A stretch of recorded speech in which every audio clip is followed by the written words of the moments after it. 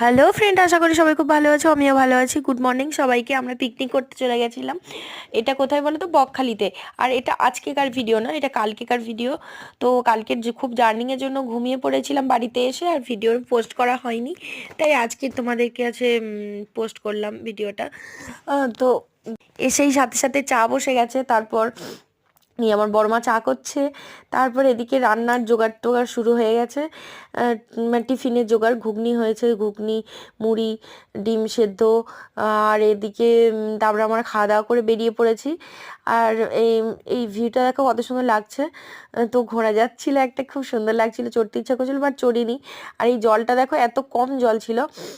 তারপর যখন আমরা ফিরি, মানে নদীর প্রপার নদী থেকে একটু আগে, ওটা কম জল ছিল। আর ফেরার সময় হাঁটুর উপর পর্যন্ত জল হয়ে গেছিলো। তারপরে কষ্টে কষ্টে এসছি, এসে খেতে বসে গেছি। এই কয়েকটা ছাত্রী মামনিরা নাচছিল, ভিডিও